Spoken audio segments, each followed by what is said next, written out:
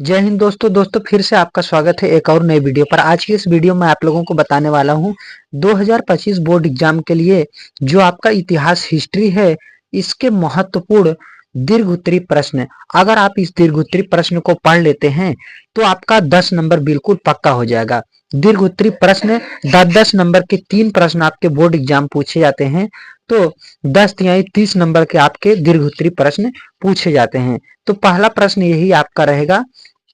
यदि आप दीर्घ उत्तरी प्रश्न याद कर लेते हैं तो दीर्घ उत्तरी से होगा क्या, आपका जो अति लघु उत्तरी होगा, लघु उत्तरी होगा, बहुविकल्पी होगा, तीनों तरह के प्रश्न को आप सॉल्व कर सकते हैं मात्र दीर्घ उत्तरी प्रश्न को पढ़कर। इसलिए दीर्घ उत्तरी प्रश्न आपके एग्जाम के लिए बहुत ही महत्वपूर्ण है। तो अगर आप 2025 के छात्र हैं और यूपी बोर्ड एग्जाम आपको देना है तो आपको इस वीडियो को पूरा देखकर जाना है। यदि आपको अदर बोर्ड्स हैं और एनसीईआरटी चलता है, जी हाँ, आप में चैप्टर है अगर ईंटें मनके तथा अस्थियां, इस चैप्टर से लिया गया प्रश्न है पहले चैप्टर से, तो तब भी आप इसको पढ़ सकते हैं और ध्यान से देखकर अपने तैयारी को कर सकते हैं। तो चलिए, आपका प्रश्न पूछा गया है, हड़प्पा सभ्यता के विश्व इतिहास में क्या उपलब्धियां रही, परीक्षण कीजिए। कि जो हड़प्पा सभ्यता है पूरे विश्व इतिहास में इसकी क्या उपलब्धियां रही, और या तो ठीक, अथवा सिंधु घाटी सभ्यता के प्रमुख तत्वों का निरूपण कीजिए। या इस तरह से पूछ ले, या सिंधु घाटी सभ्यता के प्रमुख तत्वों का निरूपण कीजिए। इतना एक तरह से पूछा। अथवा करके पूछा, हड़प्पा संस्कृति की प्रमुख विशेषताओं पर प्रकाश डालिए। अथवा इसी प्रश्न को पूछेगा, हड़प्पा सभ्यता की नगर योजना एवं धार्मिक विश्वासों का वर्णन कीजिए। तो मेन चीज क्या पूछा है, हड़प्पा सभ्यता या सिंधु घाटी सभ्यता, इस पर आपको कमांड करना है। मेन चीज क्या, हड़प्पा सभ्यता सिंधु घाटी सभ्यता से रिलेटेड कोई भी प्रश्न पूछे दीर्घोत्तरी, तो आपको इसी प्रश्न का उत्तर देकर आना है।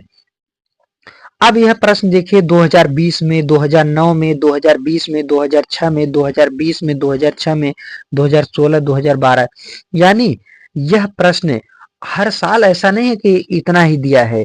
यह तो थोड़ा क्या है कि यह आपका जब आप नए सीरीज में किसी देखेंगे तो उसमें दिया होगा, तो हर साल पूछा जाता है। और 2025 में, क्योंकि 20 में पूछा गया तो 25, 5 साल तक तो जरूर पूछता है, तो 25 में यह प्रश्न जरूर आएगा। तो चलिए, अब मैं आपको इसका उत्तर बताता हूँ। जी हाँ दोस्तों, ये रहे आपके उत्तर। अब उत्तर क्या है, हड़प्पा सभ्यता का विश्व इतिहास में विशिष्ट स्थान रहा है, मतलब बहुत ही अच्छा स्थान रहा है। इस सभ्यता की विशिष्टता इन बातों से झलकती है कि आधुनिक वस्तुएं, तकनीकी और जीवन शैली जो आज प्रचलित है, वे आज से हजारों वर्ष पूर्व हड़प्पा सभ्यता में प्रचलित थी, जिसका विवरण निम्नलिखित है। इसमें कहा गया है कि जिस तरह से हम लोग जीवन आज जी रहे हैं, उससे अच्छा ही वो लोग जीवन जी रहे थे। तो इसकी जो विशेषताएं हैं, जो विवरण है, वह निम्नलिखित है। पहला, इसके बारे में विशेषताएं विवरण लिखना है। सुव्यवस्थित एवं उन्नत नगर योजना, सुव्यवस्थित एवं उन्नत नगर योजना। तो देखिए, आपको कुछ ऐसा नहीं कि जिस हेडिंग में जितना बड़ा बताया जाए उतना ही आपको लिखना है, कुछ आपको छांट कर लिखना है। यानी कुछ बड़ा प्रश्न यदि है तो उसको थोड़ा कम करके लिखना है, ताकि आपको एडजस्ट करना पड़े। जितना है, जैसे 250-300 शब्दों में पूछेगा, यदि 250 शब्द, 200 शब्द, तो उतने ही शब्द में आपको लिखकर आना है। अभी मैं आपको बता दूंगा कितने शब्दों में पूछेगा, अभी मैं आपको बता दूंगा। पहला, सुव्यवस्थित एवं उत्पन्न नगर योजना।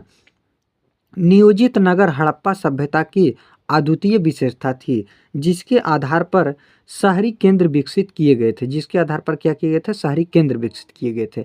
अब आपको यहाँ से लिखना, इतना छोड़ देना है, सब यहाँ से लिखना है। हड़प्पा सभ्यता एक शहरीकरण की सभ्यता थी, जिसमें मोहनजोदड़ो प्रमुख शहर था। हड़प्पा सभ्यता का संपूर्ण नगर नियोजन 2 भागों में विभाजित था। इसका नगर नियोजन 2 भागों में विभाजित था। इसका जो प्रमुख शहर था वह कौन सा था, मोहनजोदड़ो था। यह कैसी थी, एक शहरी या नगरी सभ्यता थी। चलिए अब आगे। इसके नगर नियोजन कितने भागों में बटे थे, तो 2 भागों में। पहला है दुर्ग। निचले नगर से अपेक्षाकृत ऊंचे स्थान पर स्थित था।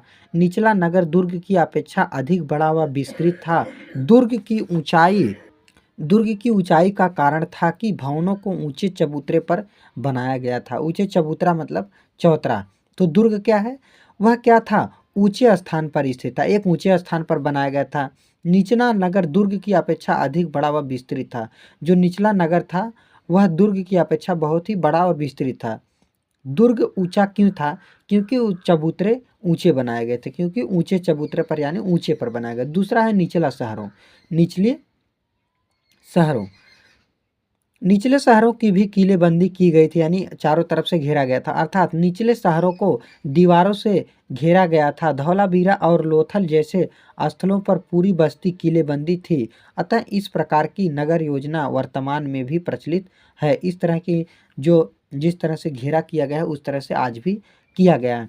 अब धौलावीरा लोथल जैसे जगह है, पूरा स्थल है, यहाँ पर भी ऐसा किया गया था। लोथल देखिए आपका गुजरात में है और धौलावीरा आपका, यह धौलावीरा इसको आप सर्च कर लीजिएगा। हमारे हिसाब से जो धौलावीरा है यह राजस्थान में है। ठीक, अब धौलावीरा आप इसको सर्च कर लीजिए, क्योंकि पूछता है कि धौलावीरा कहाँ स्थित है, तो अगर आप सर्च कर लीजिए हो सकता है राजस्थान ही आपका सही हो, और लोथल तो गुजरात में है, बिल्कुल राइट है। अगला है आपका भवन निर्माण। दूसरी हेडिंग आपका है भवन निर्माण। मोहनजोदड़ो के निचले शहरों में आवासीय घर बने थे, यानी रहने वाले घर बने थे। घरों को बनाते समय एकांत प्रियता को महत्व दिया गया था। घर के मध्य में आंगन बना होता था, बीच में, मध्य मतलब बीच में बना होता था, जिसके चारों ओर कमरे बने होते थे। कमरे मतलब घर बने होते थे। भूमि तल पर बने कमरों में खिड़कियां नहीं थीं। प्रत्येक घर में ईंटों के फर्श से निर्मित स्नान घर, यानी नहाने वाला घर, जिसको अब हम लोग नहानी कहते हैं, होता था। घरों में कुआं का निर्माण भी होता था, घरों में ही कुआं बनता था। प्रायः यह कुआं ऐसे कक्ष में बना होता था जिसका प्रयोग बाहर आने जाने के लिए किया जाता था। मोहनजोदड़ो में कुओं की कुल संख्या 700 थी। मोहनजोदड़ो में कुल कितने कुआं बनाए गए थे? 700 बनाए गए थे। अब यह कुआं होता कहाँ था? तो कुआं एक ऐसे जगह पर होता था जैसे बाहर आने जाने के लिए, अब जैसे मान लीजिए गेट बना है तो गेट के बगल में कोने एक तरफ कहीं पर बना दिया गया, तो उस तरह से बना होता था ताकि लोग जो बाहर आ जा रहे हैं वह भी पानी पी सके, घर में ना आए। तो अगला आपका तीसरा क्या है? जल निकासी व्यवस्था। जो आपका सिंधु घाटी सभ्यता है या हड़प्पा सभ्यता, उसकी जल निकासी व्यवस्था कैसी थी? हड़प्पा सभ्यता के नगरों की उल्लेखनीय विशेषता जल निकासी प्रणाली थी। बहुत ही महत्वपूर्ण विशेषता क्या था? जल निकासी प्रणाली। घरों से निकलने वाले अशुद्ध जल की निकासी के लिए गलियों में विशालकाय नालियां बनी होती थी। एक नाली बना होता था, जो घर से अशुद्ध जल यानी खराब पानी होता था वह बाहर निकलता था। अगला आपका है कृषि प्रौद्योगिकी, चौथा। तो कृषि प्रौद्योगिकी में क्या है? मुहरों एवं मृम मूर्तियां मतलब होता है पुरातात्विक स्रोत के आधार पर स्पष्ट है कि हड़प्पा सभ्यता में खेत जोतने के लिए बैलों का प्रयोग किया जाता था। चोलिस्तान, थार राजस्थान से लगा पाकिस्तान रेगिस्तान तथा बनावली हरियाणा से मिट्टी के हल के प्रतिरूप भी कृषि प्रौद्योगिकी की पुष्टि करते हैं। कालीबंगा राजस्थान, कालीबंगा कालीबंगा राजस्थान। देखिए दोस्तों, जो आपका, हाँ, जो अभी मैं आपको आगे बताया था, क्या बना था? लोथल और धौलावीरा, यह दोनों गुजरात में ही है। कालीबंगन यानी कालीबंगा या कालीबंगन, यह राजस्थान से जुड़े हुए खेत के साक्ष्य मिले हैं। कहाँ से? कालीबंगा यानी राजस्थान से जुड़े हुए खेत के साक्ष्य मिले, हरियाणा से भी मिले हैं। तो यहीं तक आपको लिखना है। आगे है मोहर एवं मुद्रांकन प्रणाली, पांचवा।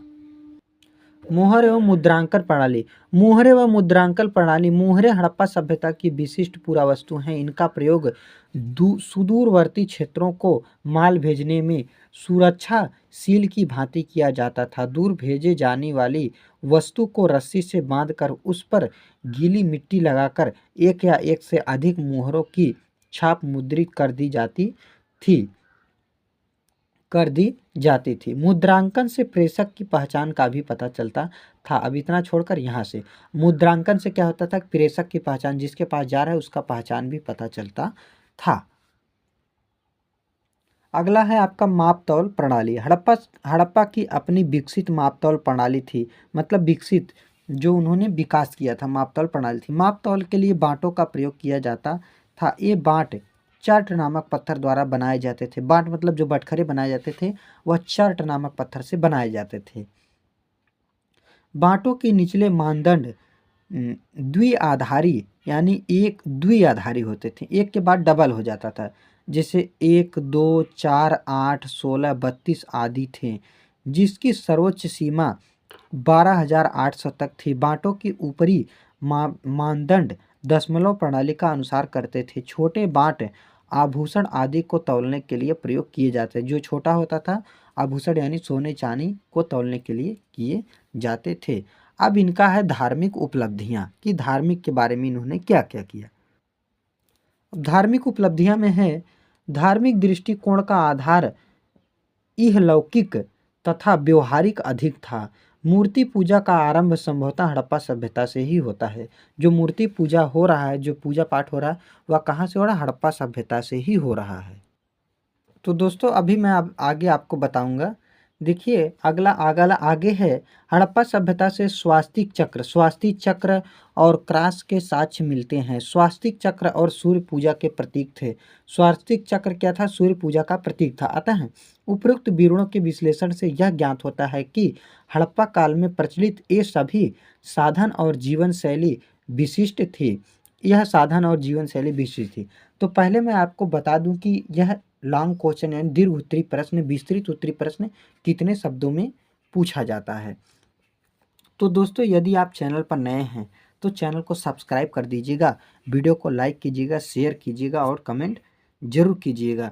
आपको किसी भी सब्जेक्ट पर इंपॉर्टेंट क्वेश्चन आंसर, किसी भी टॉपिक पर कुछ भी आपका डाउट हो, कुछ भी आपका प्रश्न हो, तो आप कमेंट के जरिए हमसे सवाल पूछ सकते हैं। मैं आपको उसका जवाब दे दूंगा, वीडियो बनाकर दे दूंगा। इंपॉर्टेंट क्वेश्चन आंसर महामैराथन क्लास भी आपके लिए ला दूंगा। सिर्फ आप कमेंट कीजिए क्योंकि आपका एग्ज़ाम बहुत ही नज़दीक आ चुका है। स्टूडेंट जो आपका दीर्घ उत्तरी प्रश्न यानी लॉन्ग क्वेश्चन है, इसको आपको कितने मात्र 100 शब्द में आंसर देना। कितना? 100 शब्द। 100 शब्द मतलब आप समझ सकते हैं कि यदि आप 1 से 1.5 पेज लिख देंगे तब भी आपको क्या होगा? 10 नंबर पूरा मिल जाएगा। तो दोस्तों मिलते हैं अगले वीडियो में। जिस टॉपिक पर आप कमेंट करेंगे उस टॉपिक के साथ। तो आज के लिए बस इतना ही। जय हिंद, जय भारत।